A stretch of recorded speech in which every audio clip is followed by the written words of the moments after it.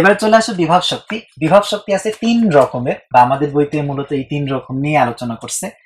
একটা হলো অভিকর্ষজ বিভব শক্তি, এরপরে আছে স্থিতিস্থাপক বিভব শক্তি, এরপরে আছে তড়িৎ বিভব শক্তি। এই 3টা আমরা এখানে মূলত অভিকর্ষজ আর স্থিতিস্থাপকটা নিয়ে আলোচনা করব। তড়িৎ বিভব শক্তি তোমরা চলো তড়িৎ অধ্যায় 2nd পেপার 3 নম্বর অধ্যায়ে জানতে পারো। অভিকর্ষজ বিভব শক্তি, আসলে বিভব শক্তি মানে হলো তুমি যখনই বলের বিরুদ্ধে কাজ করবে তখন তার মধ্যে একটা শক্তি জমা হয়ে থাকবে, এটাকেই বলা হয় বিভব শক্তি। তোমাকে যখন কেউ খুব বেশি বকা দিবে তখন তোমার মধ্যে একটা রাগ বা ক্ষোভ সঞ্চিত হয়ে থাকবে, সেই রাগ ক্ষোভ দিয়ে তুমি অনেক বিস্ফোরণ করে ফেলতে পারো। ওই যে রাগ বা ক্ষোভটা জমা হলো সেটাই কিন্তু বিভব শক্তির মতো। তাহলে মনে করো এইখানে একটা বস্তু আছে, এটাকে তুমি উপরের দিকে তুললে, উপরের দিকে তোলা কিন্তু এমনি এমনি হয়নি, তোমাকে অবশ্যই অভিকর্ষ বলের বিরুদ্ধে কাজ করে এখানে তুলতে হয়েছে। যেহেতু বলের বিরুদ্ধে কাজ করছে তার মানে অবশ্যই অবশ্যই এখানে একটা বিভব শক্তি জমা হয়ে আছে। সেই বিভব শক্তির মান কত হবে? mgh, এটাই হলো বিভব শক্তি। তার মানে এখান থেকে যত উপরে তুলতে থাকবে তত বাড়তে থাকবে, যত নিচে নামাতে থাকবে তত কমতে থাকবে। কমতে কমতে যখন একই পজিশনে চলে আসবে, দেখো একদম প্রসঙ্গ কাঠামো যেটা, সেখানে দেখো এইচ এর মান কত হবে? 0। তার মানে সেখানে বিভব শক্তি হয়ে যাবে 0। তার মানে দেখো নিজ প্রসঙ্গ তলের সাপেক্ষে বিভব শক্তির মান কিন্তু 0। তাহলে উপর থেকে আস্তে আস্তে কমতে কমতে এখানে এসে 0 হয়ে যাবে। ইভেন তুমি যদি নিচে চিন্তা করো যে এটার সাপেক্ষে নিচে বিভব শক্তি কত, উপরে পজিটিভ এখানে 0, তখন নিচে কিন্তু হয়ে যাবে বিভব শক্তি মাইনাস। ঠিক আছে, তাহলে তুমি চিন্তা করতে পারো যে ছাদের সাপেক্ষে, উপরে যে ছাদ আছে ছাদের সাপেক্ষে কিন্তু আমার বিভব শক্তি ঋণাত্মক, তোমার বিভব শক্তি ঋণাত্মক। ঠিক আছে, এখন এই যে রূপান্তর গুলো হচ্ছে সেখানে কিন্তু বিভব শক্তি গতিশক্তি দুইটার যোগফল সবসময় ধ্রুব থাকবে, কারণ শক্তির কোনো সৃষ্টি বা ধ্বংস হয় না। তাহলে এই দুইটার যে যোগফল সেটা সবসময় ফিক্সড থাকবে। এই দুইটার মধ্যে কম বেশি হতে পারে কিন্তু আলটিমেটলি যোগফল ঠিক থাকবে। এখানে যখন তুমি তুলছো তখন তার বিভব শক্তির mgh, কিন্তু স্থির ভাবে যখন তুমি এখানে তুলে ধরে রাখছো তখন তার কোনো বেগ নাই। যেহেতু বেগ নাই তার মানে তার কিন্তু গতিশক্তি 0। তাহলে সর্বোচ্চ পজিশনে বিভব শক্তি ম্যাক্সিমাম, কিন্তু গতিশক্তি হলো 0। এবার দেখো তুমি যখনই নিচে নামতেছো এইচ এর মানটা কমতেছে, তাহলে নিচে নামা মানেই হলো বিভব শক্তি আস্তে আস্তে কমতেছে। আর যখন নিচে নামতে থাকবে আস্তে আস্তে তার বেগটা বাড়বে, তাহলে গতিশক্তির আস্তে আস্তে বাড়তে থাকবে। ঠিক যখন এইখানে পড়বে, দেখো পড়ার ঠিক আগ মুহূর্তে কিন্তু এইচ এর মান হয়ে গেছে 0, তার মানে সেখানে বিভব শক্তি হয়ে যাবে 0, কিন্তু এখানে গতিশক্তিটা হয়ে যাবে তোমার ম্যাক্সিমাম। ঠিক আছে, তাহলে দেখো যখন একদম ঠিক পড়ে যাচ্ছে, ঠিক পড়ার মুহূর্তে বিভব শক্তি 0, কিন্তু গতিশক্তি হয়ে যাবে তোমার ম্যাক্সিমাম। তাহলে যে কোনো জায়গায় এদের একটা বেশি থাকতে পারে, একটা কম থাকতে পারে, কোনো কোনো জায়গাতে যে তারা সমানও হতে পারে, এরকম। তো তোমাদের পরীক্ষায় এরকম প্রশ্ন আসে যে কোথায় বিভব শক্তি গতিশক্তির 2 গুণ হবে, 3 গুণ হবে বা সমান হবে, এরকম ধরনের প্রশ্নগুলো এসে থাকে। তাহলে এই প্রশ্নগুলো নর্মাল নিয়মে তো তোমরা করতে পারবেই, আমি সাথে শর্টকাটটা ধরাই দিচ্ছি, যেভাবে করলে তোমরা দ্রুত সময়ের মধ্যে অ্যান্সারটা বের করে দিতে পারবে। আমি ধরে নিলাম ভূপৃষ্ঠ থেকে এক্স উচ্চতায় যদি গতিশক্তি বিভব শক্তির n গুণ হয়, তাহলে এই এক্স এর মান হবে h ভাগ n+1। ঠিক আছে, তাহলে ভূপৃষ্ঠ থেকে এক্স উচ্চতায় যদি এটা এর n গুণ হয় তখন দেখো এক্স বের করা খুবই সহজ। তাহলে মনে করো আমি একটা প্রশ্ন দিলাম, দিয়ে বললাম টোটাল উচ্চতা হলো 30 মিটার, বলে দিলাম গতিশক্তি বিভব শক্তির 2 গুণ, তাহলে n এর মান কত? 2। তাহলে x এর মান কত হবে? দেখো x বসাও, h এর মান হলো 30, n এর মান হলো 2, তার মানে দেখো আমরা খুব সহজে বলতে পারবো ভূপৃষ্ঠ থেকে 10 মিটার উচ্চতায় গেলে গতিশক্তি বিভব শক্তির দ্বিগুণ হবে। আবার দেখো পুরোটা যেহেতু 30, তাহলে এটুকু কত হবে 20 মিটার। তার মানে ভূপৃষ্ঠ থেকে 10 মিটার উপরে, এটা যেমন সত্য, সর্বোচ্চ পজিশন থেকে 20 মিটার নিচে, এটাও সত্য। তাহলে দেখো অপশন গুলো কিন্তু খেয়াল করবে যে এ নাম্বার অপশনে তুমি ভূপৃষ্ঠ থেকে 10 মিটার পাইলা আর সাথে সাথে দিয়ে দিলে, এটা কিন্তু ঠিক হবে না, কারণ সি নাম্বার অপশনে আবার এটা থাকতে পারে, ডি নাম্বার অপশন থাকতে পারে প্লাস সি। এই জন্য অপশন গুলো খেয়াল করবে। একটু বলে রাখি যে তোমরা যে কোনো এমসিকিউ পূরণ করার সময় অবশ্যই 4টা অপশন আগে পড়বে, তারপরে কিন্তু পূরণ করবে, তাছাড়া কিন্তু অনেক সময় বিভ্রান্তি তৈরি হতে পারে। আমি একটু উদাহরণ দিয়ে বলছি। একটা বিসিএস প্রিলিমিনারি প্রশ্নে এরকম আসছিল যে বাংলাদেশের রাজধানী কোনটা। তোমাদের মনে হবে এর চেয়ে সহজ প্রশ্ন হতেই পারে না, তাই না? কিন্তু দেখো অপশন গুলো এমন ভাবে দিয়েছে যে অনেকে বিভ্রান্ত হয়ে গেছে। যে এ নাম্বার অপশন আছে ঢাকা উত্তর, তো অনেকে ভাবছে ঢাকা তো 2 ভাগে ভাগ হয়ে গেছে, ঢাকা উত্তর সিটি কর্পোরেশন, ঢাকা দক্ষিণ সিটি কর্পোরেশন। তো যদি ঢাকা উত্তর সে পূরণ করে দেয়, মনে করে পূরণ করে দিচ্ছে, বি নাম্বারে দেখে ঢাকা দক্ষিণ, তখন তার চিন্তা আসছে ঢাকা উত্তর প্লাস ঢাকা দক্ষিণ সমান টোটাল ঢাকা, তখন সে ঢাকা দক্ষিণে পূরণ করে দিচ্ছে। এবার সি নাম্বারে দেখে পুরান ঢাকা, তাই না? তাহলে পুরান ঢাকা তো ঢাকার অংশ, ওল্ড ইজ গোল্ড, তুমি মনে করো সেটাও পূরণ করে দিলা। এবার ডি নাম্বার অপশনে দেখবে শুধু ঢাকা লেখা। আসলে আলটিমেটলি অ্যান্সার তো এটা, কিন্তু এই যে আগের অপশন গুলো দেখার সাথে সাথে পূরণ করার জন্যই তোমার এই সমস্যাটা হয়েছে। তাহলে অবশ্যই আগে 4টা অপশন দেখে তারপরে কিন্তু। এবার মনে করো তোমাকে যদি বলে এভাবে তুমি ছেড়ে দিয়েছো, ছেড়ে দিলে কোথায় গতিশক্তি এবং বিভব শক্তি পরস্পর সমান হবে। তাহলে আমরা যদি এখান থেকে ছেড়ে দিই, তাহলে ঠিক কোন জায়গাতে এসে বিভব শক্তি এবং গতিশক্তির মানটা আমরা সমান পাবো। তাহলে দেখো বিভব শক্তি গতিশক্তি সমান মানে 1, কিছু নাই, মানে 1 গুণ আছে। তাহলে আমরা এখানে পেয়ে গেলাম এন এর মান কত 1। তাহলে এখানে সূত্রে বসায় দাও। তার মানে দেখো h/2 উচ্চতায়, মানে ঠিক মাঝখানের এই পয়েন্টটাতে, ঠিক মাঝখানের এই পয়েন্টটাতে গতিশক্তি এবং বিভব শক্তি সমান হবে। টোটাল যদি 30 হয়, তাহলে এখানে 15 মিটার উচ্চতায় আমরা কিন্তু এই দুইটার মান পরস্পর সমান পাবো। ঠিক আছে। এরপর স্থিতিস্থাপক বিভব শক্তি আছে। স্থিতিস্থাপক বিভব শক্তির জন্য হুকের একটা সূত্র আছে, যেটা তোমরা পদার্থের গাঠনিক ধর্ম এই অধ্যায়ে পাবে। মনে করো এটা একটা স্প্রিং, স্প্রিং নর্মালি যখন আছে সেটা সাম্য অবস্থায় x = 0। এবার তুমি স্প্রিংটাকে টেনে এরকম ভাবে লম্বা করে এই পজিশনে নিয়ে আসলে x = x, তাহলে অবশ্যই স্প্রিং এর বিরুদ্ধে কাজ করে তুমি এখানে নিয়ে আসছো, তাহলে এর মধ্যে একটা বিভব শক্তি জমা হবে। এটাই হলো স্থিতিস্থাপক বিভব শক্তি। তুমি এই যে এইদিকে বল প্রয়োগ করছো, এটা হলো F, প্রযুক্ত বল। বল প্রয়োগ করার সময় তোমার মনে হয়েছে যে তোমার হাতটাকেও কেউ যেন স্প্রিং এর ভিতর থেকে টানতেছে। তুমি যত জোরে টানতেছো মনে হচ্ছে তোমার হাতটাকেও স্প্রিং এর ভিতর থেকে কেউ একজন টানতেছে। তার ভিতরে যে নিজস্ব একটা বল তৈরি হয় সেটা হলো প্রত্যয়নী বল। তাহলে দেখো আমি যে বল প্রয়োগ করতেছি সেটা হলো প্রযুক্ত বল, তার ভিতর থেকে যে বল প্রযুক্ত হচ্ছে সেটা হলো প্রত্যয়নী বল। তার মানে দেখো প্রত্যয়নী বল সরণের বিপরীত দিকে কাজ করে। এই জন্য এরকম একটা সূত্র আছে, প্রত্যয়নী বল স্প্রিং এর সরণের সমান নুপাতিক এবং বিপরীতমুখী। তাহলে তুমি যত এটা সরণ ঘটাতে থাকবে ততই বল তৈরি হবে, কিন্তু তুমি যেদিকে সরণ ঘটাচ্ছ তার অপোজিট।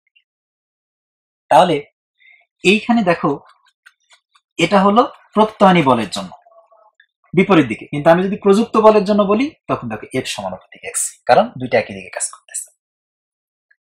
সেক্ষেত্রে এটাকে যদি আমরা ধ্রুবক নিয়ে চলে আসি F = kx, এটা হলো আমাদের সূত্র। এখানে যেহেতু তার কোনো সরণ নাই, তার মানে এখানে কিন্তু প্রযুক্ত বল 0। এরপরে আস্তে আস্তে বাড়তে বাড়তে বাড়তে বাড়তে এখানে যখন সরণ x হয়েছে সেখানে কিন্তু বলটা হয়ে গেছে kx। তাহলে এখানে সমস্যাটা দেখো, প্রথমে বল ছিল 0, আস্তে আস্তে বাড়তে বাড়তে কিন্তু kx হয়েছে। এই kxটা কিন্তু সব মুহূর্তে কাজ করেনি, ঠিক লাস্ট মুহূর্তে এসে বলের মানটা kx হয়েছে। প্রথমে 0 ছিল, একটু বাড়ছে, কম বাড়ছে, বাড়তে বাড়তে বাড়তে বাড়তে তারপরে kx হয়েছে। তাহলে আমি কিন্তু সরাসরি এই kx এর মানটা বল হিসেবে ব্যবহার করতে পারবো না, কারণ এটা ধ্রুব বল না, এটা পরিবর্তনশীল বল। এজন্য তোমাকে এখানে বলের গড় মানটা ব্যবহার করতে হবে। তাহলে 0 + kx, একে 2 দিয়ে ভাগ করে দাও, তখন দেখো এখানে আমরা ওভারঅল গড় বলের মান পেয়ে যাচ্ছি ½ kx। এটা হলো গড় বল। তাহলে আমরা যদি কাজ সমান চিন্তা করি, গড় বল ইন্টু সরণ, তাহলে এটুকু হচ্ছে বলের মান, তার সাথে সরণ গুণ করে দাও, তাহলে আমরা এখানে পেয়ে যাচ্ছি হাফ কে এক্স স্কোয়ার। এটাই হলো স্থিতিস্থাপক বলের বিরুদ্ধে কাজ অথবা বিভব শক্তির সমীকরণ। তাহলে এখানে দেখো বিভব শক্তি আমরা পাচ্ছি হাফ কে এক্স স্কোয়ার। এটা দিয়ে আমরা এই স্থিতিস্থাপক বিভব শক্তি বা স্থিতিস্থাপক বল দ্বারা কৃত কাজ হিসাব করতে পারবো। এখানে একটা বিষয় খেয়াল করতে পারো যে অভিকর্ষ বল দ্বারা যখন আমরা কৃত কাজ করলাম তখন সমীকরণটা ছিল এরকম, যখন স্থিতিস্থাপক বল দ্বারা কৃত কাজ বের করলাম তখন সমীকরণটা কিন্তু এরকম। তার মানে অভিকর্ষ বলের জন্য কৃত কাজ হলে সেটা সরণের সাথে সমানুপাতিক, স্থিতিস্থাপক বলের জন্য ক্ষেত্রে দেখো সরণের বর্গের সাথে সমানুপাতিক। তাহলে এটা কিন্তু তোমাকে খেয়াল করতে হবে যে কোন বল বলছে। যদি স্থিতিস্থাপক বল বলে তখন কিন্তু বর্গের সমানুপাতিক হিসেবে চিন্তা করতে হবে, তার মানে সেখানে সরণ তুমি দ্বিগুণ করো এটা 4 গুণ হবে, অথচ অভিকর্ষ বলের জন্য 2 গুণ করলে এটা 2 গুণ হবে। ঠিক আছে, তাহলে অবশ্যই প্রশ্নের ভাষাটা খেয়াল করবে যে অভিকর্ষ বল দিয়ে হচ্ছে নাকি স্থিতিস্থাপক বল দিয়ে হচ্ছে, তখন সেই হিসাবেই কিন্তু আমাদের অ্যান্সার গুলো চেঞ্জ হবে। শক্তি সংরক্ষণশীলতা নীতি আমরা সবাই জানি যে শক্তি এক রূপ থেকে অন্য রূপে যায় কিন্তু শক্তির কোনো সৃষ্টি বা বিনাশ হয় না, এটাই শক্তি সংরক্ষণশীলতা নীতি, এটা নিয়ে আলাদাভাবে আর বলার কিছু নাই। এরপরে আমরা একটু সরল দোলকে আসবো যে সরল দোলকের ক্ষেত্রে এই শক্তিগুলো কিভাবে সংরক্ষণশীলতা হচ্ছে বা সরল দোলকের ক্ষেত্রে এই বিভব শক্তি গতি শক্তিগুলো কিভাবে কাজ করতেছে, এটা আমাদের দেখার বিষয়। একটা সরল দোলক এভাবে তার সীমার মধ্যে দুলতে থাকে, এটা হলো তার সাম্য অবস্থান, এটা হলো ম্যাক্সিমাম ডিস্টেন্স বিস্তার, তাহলে এটা বিস্তার, এটা ম্যাক্সিমাম পয়েন্ট এই পর্যন্ত যেতে পারে। তাহলে দেখো এখানে 0 ছিল, 0 থেকে আস্তে আস্তে বেড়ে সে এই পজিশনে গেছে, আবার এই পথের মধ্যে দুলতেছে। এখন এই সরল দোলকের যে ববটা আছে, ববের বিভব শক্তি গতি শক্তি কোথায় কেমন হবে না হবে এই জিনিসগুলো আমরা কিভাবে বের করব। এদের ক্ষেত্রে বিভব শক্তি সমান হবে হাফ কে এক্স স্কোয়ার, গতি শক্তি সমান হবে হাফ কে ইন্টু এ স্কোয়ার মাইনাস এক্স স্কোয়ার, এটা হলো সূত্র। তাহলে দেখো এক্স এর মানটা বসাই দিলেই কিন্তু আমরা বিভিন্ন জায়গাতে তাদের গতিশক্তি বিভব শক্তি এই জিনিসগুলো বের করে নিতে পারবো।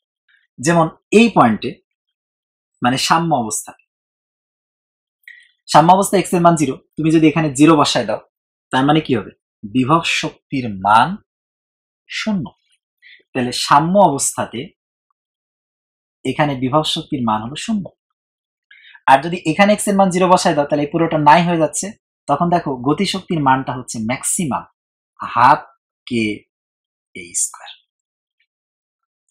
আবার তুমি যখন এই পয়েন্টে চলে আসতেছো তখন দেখবে বিভব শক্তি হয়ে যাচ্ছে সর্বোচ্চ আর গতি শক্তি হয়ে যাচ্ছে 0। তাহলে ওই যে অভিকর্ষ বলের ক্ষেত্রে আমরা যেরকম সোজাসুজি উপরে নিচে যে ব্যাপারগুলো পাইলাম বিভব শক্তি গতি শক্তির ক্ষেত্রে, এখানেও কিন্তু দেখো ওই ব্যাপারগুলো আমরা পাচ্ছি যে কোথাও বিভব শক্তি সর্বোচ্চ হচ্ছে, কোথাও গতি শক্তি সর্বোচ্চ হচ্ছে।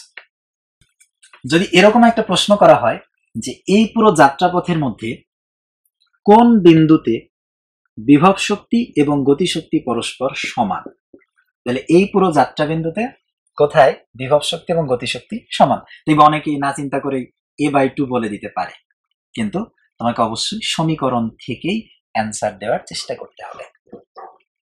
তাহলে তুমি যদি সমীকরণ অনুসারে এই দুইটাকে সমান করে দাও তাহলে দেখো তাহলে এগুলো কেটে গেলে এই পাশে থাকতেছে x square plus x square, তার মানে আমরা এখানে এক্স সমান পাবো a/√2। তাহলে a/2 ডিস্টেন্সে কিন্তু সমান না, a/√2 এই ডিস্টেন্সে তুমি যখন যাবে তখন কিন্তু তোমার বিভব শক্তি এবং গতি শক্তি পরস্পর সমান হবে। তার মানে দেখো a/√2 মানে হচ্ছে a/1.414, এটা কিন্তু a/2 এর চেয়ে বড়, a/2 এর চেয়েও বড়। তার মানে এটা যদি a/2 হয়, মনে করো এরকম পজিশনে আছে a/√2, তাহলে মাস পথ পেরিয়ে যখন যাবে এরকম একটা ডিস্টেন্সে যে, তখন বিভব শক্তি এবং গতিশক্তি পরস্পর সমান হবে। তাহলে সরল দোলকের ক্ষেত্রে দেখো মাঝ বিন্দুতে কিন্তু তারা সমান না। মাঝ বিন্দু পার হয়ে যখন আরেকটু যাবে a/√2 ডিস্টেন্সে আসবে, তখনই কিন্তু তাদের বিভব শক্তি এবং গতিশক্তি পরস্পর সমান হবে।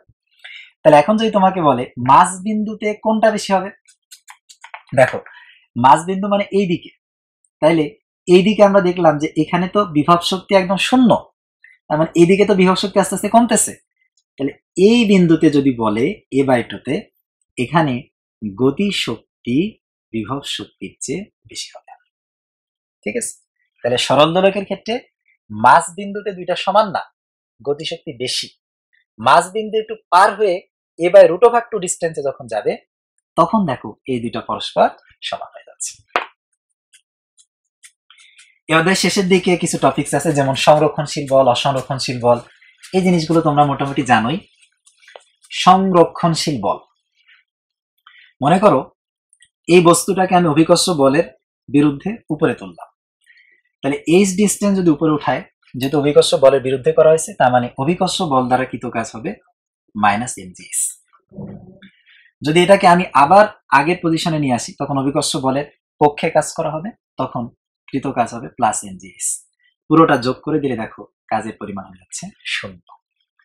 তার মানে যে বল দ্বারা আবিষ্ট ক্ষেত্রের কোন একটা বিন্দু থেকে বস্তুকে সরায়ে ঘুরায় ফিরায় আবার আগের বিন্দুতে নিয়ে আসলে টোটাল কাজের পরিমাণ 0 হয়, সেটাকেই বলা হয় সংরক্ষণশীল বল।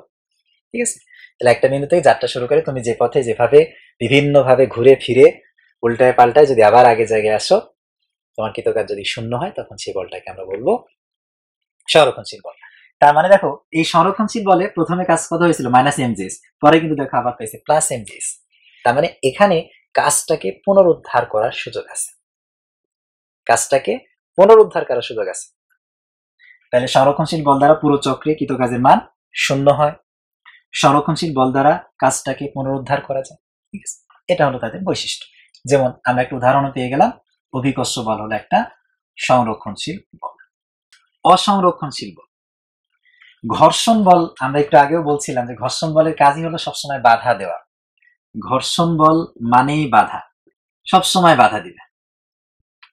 তাহলে মনে করো তুমি একটা ঘর্ষণ বলের এগেনস্টে এদিকে গেলে, তখন কিন্তু ঘর্ষণ বল তোমার বিপরীতে কাজ করতেছে। তাহলে এখানে মনে করো কাজের মান হলো Fs। এবার তুমি এদিকে আসতে চাইলে তখনও কিন্তু ঘর্ষণ বল তোমার বিপরীতেই কাজ করবে, তার মানে এখানেও দেখো কৃত কাজের মান কি হবে -Fs। তাহলে এই দুইটা যোগ করলে কখনোই কিন্তু 0 হবে না। তার মানে পূর্ণ চক্রে যেখানে কৃত কাজের মান 0 হয় না, ওই বলটাকে আমরা বলবো অসংরক্ষণশীল বল। তাহলে দেখো এখানে যে কাজটা হচ্ছে সেটা পুনরুদ্ধার করার কোনো সুযোগ নাই। ঠিক আছে, তাহলে যত রকমের বাধা দানকারী বল আছে সবই কিন্তু অসংরক্ষণশীল বল।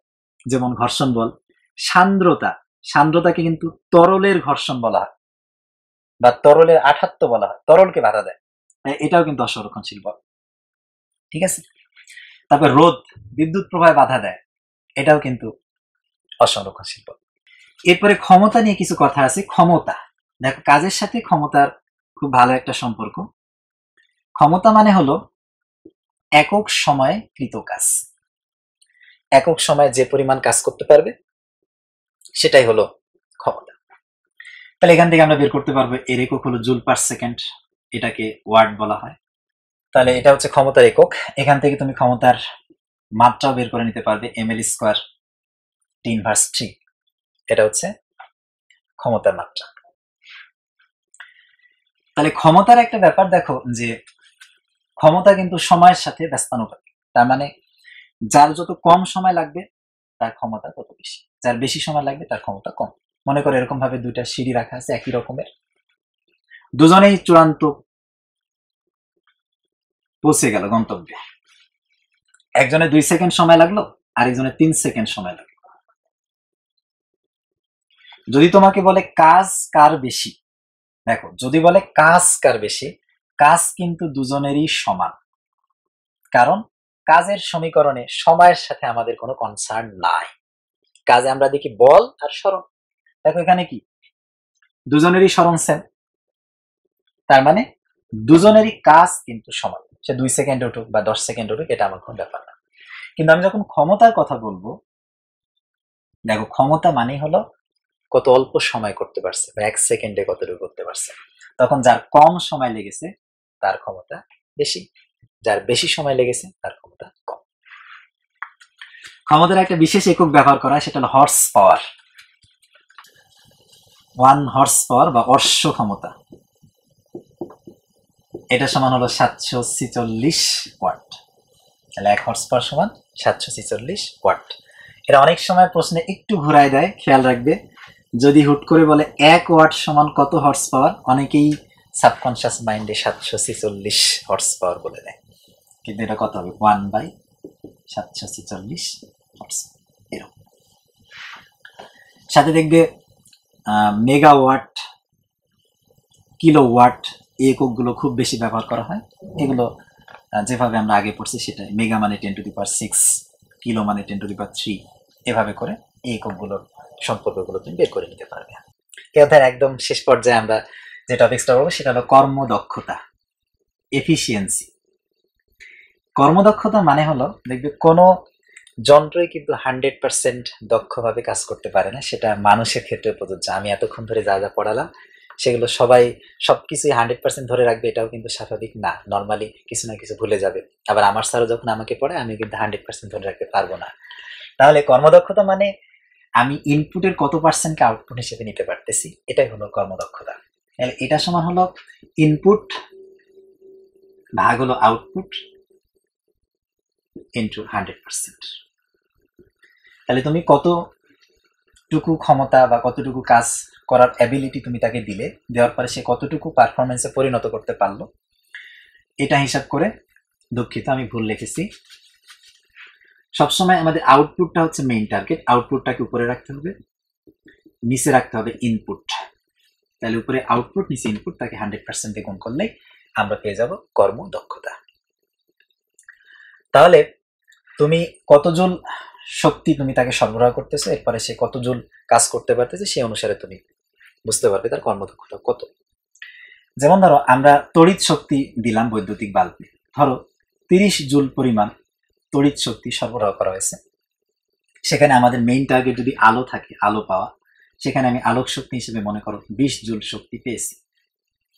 তাহলে দেখো এখানে আমার আউটপুট হলো 20 জুল, ইনপুট হলো 30, তাহলে 20 এখানে 30 বসাই দিলে, দিয়ে 100% করলে, করার পরে যেটা আসবে এত পার্সেন্ট, এটাই হলো তার কর্মদক্ষতা। নর্মালি কোনো ইঞ্জিনের কর্মদক্ষতা 100 ভাগ হয় না, সেটা কম থাকে, এবং বিশেষ করে খুবই কম থাকে। দেখা যায় যে নর্মাল ইঞ্জিনের কর্মদক্ষতা হচ্ছে 30%-এর কাছাকাছি থাকে, এর চেয়ে খুব বেশি আশা করা যায় না। এই অধ্যায়ে দেখবে কিছু কুয়া পানি পূর্ণ করা বা পানি শূন্য করা, এই অঙ্কগুলোতে কারো কারো কিছুটা সমস্যা হয়, যে একটা কুয়া আছে, কুয়াটাকে পূর্ণ করতে, শূন্য করতে, অর্ধপূর্ণ করতে, এই শব্দগুলো আমাদেরকে অনেক সময় ঝামেলা করে, যে এক্ষেত্রে কি হবে না হবে। মনে করো এরকম একটা কুয়া আছে, এই কুয়াটা একদম পানিতে ভর্তি। তো এই কুয়াটাকে তুমি যখন শূন্য করবে, তখন দেখো তোমার প্রথম দিকে কাজ করতে অনেক ইজি হবে, পানি তুললে ফেলে দিলে, তারপরে আরেকটু ঝামেলা হবে, একটু নিচ থেকে তুলতে হবে। এখন লাস্ট মুহূর্তে যখন এইখান থেকে তুলতে হবে, তখন তোমার অনেক বেশি কাজ করতে হবে। তার মানে দেখো সবসময় কিন্তু সমানভাবে কাজ করতে হচ্ছে না, কখনো কাজ বেশি করতে হচ্ছে, কখনো কাজ কম করতে হচ্ছে। তাহলে এটাকে আমরা দুই ভাবে চিন্তা করতে পারি, যে পুরো একটা সিলিন্ডার হিসেবে চিন্তা করলে এটা তো ভার কেন্দ্র, তাহলে তখন আমরা শুধু ভার কেন্দ্রের দূরত্বটা ব্যবহার করলাম, এটা একটা কনসেপ্ট। ভার কেন্দ্র ব্যবহার করলে তখন দেখো উপর থেকে এই যে ভার কেন্দ্র পরিমাণ তোমাকে ক্যারি করতে হচ্ছে, তখন এটাকেই তুমি নেট দূরত্ব হিসেবে ব্যবহার করতে পারবে। আবার চিন্তা করতে পারো এখানে তো 0, এখানে হলো h, তাহলে আমার গড় কত হচ্ছে 0 + h/2, তার মানে h/2। তখন তুমি গড় দূরত্ব হিসেবে h/2 ব্যবহার করবে। তাহলে h/2 হিসেবে ব্যবহার করলেই কিন্তু আমরা সেখানে টোটাল কাজ পেয়ে যাব। যেখানে আমরা কাজের মান বের করি mgh দিয়ে, এইখানে দেখো এই এইচটা হবে কি গড়, সেক্ষেত্রে তোমাকে পরবর্তীতে লিখতে হবে mgh/2। দিয়ে বসায় তুমি ক্যালকুলেশন করলেই কৃত কাজের মানটা পেয়ে যাবে। যদি কোনো ক্ষেত্রে কুয়াটা অর্ধেক পূর্ণ থাকে, মনে করে এরকম আছে, তাহলে দেখো এটা শূন্য করার জন্য আমরা যখন কাজ করব তখন কৃত কাজটা কিভাবে হিসাব করব। এখানে দেখো এই জায়গাতে কিন্তু h/2, এই জায়গাতে হচ্ছে পুরোপুরি h, তাহলে তখন তোমাকে এটার গড় বের করতে হবে h/2 ডিভাইডেড বাই 2 দিয়ে ক্যালকুলেশন করে যে মানটা বের হবে সেটাকেই তুমি তখন গড় উচ্চতা বা গড় দূরত্ব হিসেবে ব্যবহার করে ক্যালকুলেশন করলে সঠিক রেজাল্টটা পেয়ে যাবে। তাহলে কুয়া পানি শূন্য করার ক্ষেত্রে এইটুকু মাথায় রাখলে আশা করি কারো কোনো সমস্যা হবে না। তাহলে এভাবেই চিন্তা ভাবনা করে এই অধ্যায়গুলো পড়ে ফেলবে, প্র্যাকটিস করবে, ইনশাল্লাহ সবার সফলতা আসবে। সবার জন্য শুভকামনা। ধন্যবাদ।